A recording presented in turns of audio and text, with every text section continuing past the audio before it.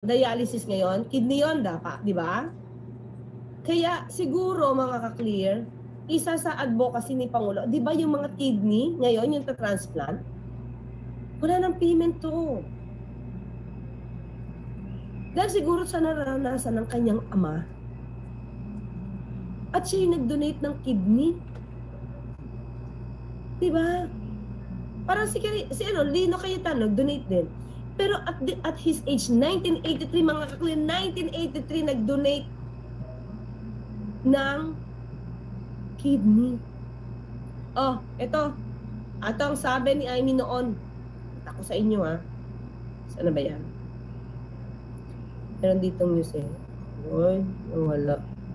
Wait lang. Sinabi niya dito na masakit sa damdamin ng kanilang ina na habang inooperahan si senior, mga ka-clear, parehong nasa hospital bed si junior at saka si senior. Ito, pakita ko sa inyo. Nakalimutan mo na to, Amy Marcos.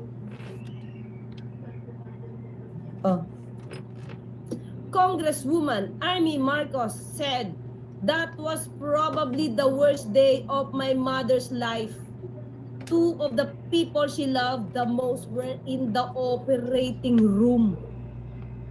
You know, nag-donate ang kapatid mo ng kidney.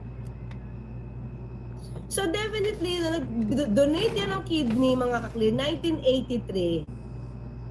Definitely, hindi ito gumagamit, di ba? Bakit? Parang hindi naman basta-basta makakapag-donate pag ikaw ay cocaine user. Correct. Dapat healthy ka, di ba? Correct.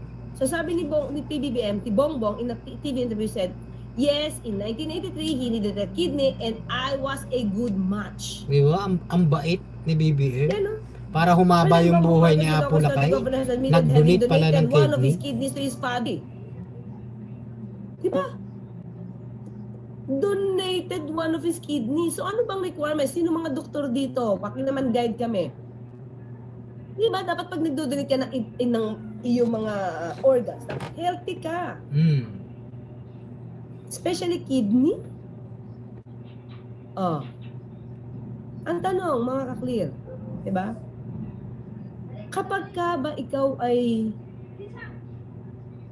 ito, may papakita na ako sa AI generated naman to. AI to.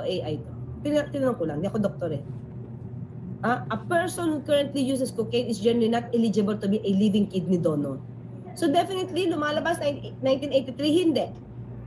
Kasi nakapag-donate siya eh. Diba? Oh, now, after, diba? After,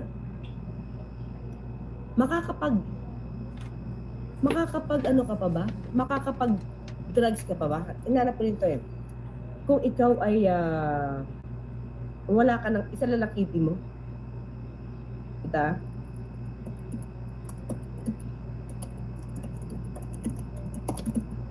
Hindi eh, mamamatay ka eh. Oh, yun mo mga clear tayo eh, nagre-research lang dito. Nakita naman natin na ano eh. Oh. Can one kidney person use illegal drugs? Oh. No. Talino A talaga. person with Tama po only kayo. one kidney should not use illegal drugs. Illegal drugs are known to be nephrotoxic. Attorney to eh. Talagang matalino yan.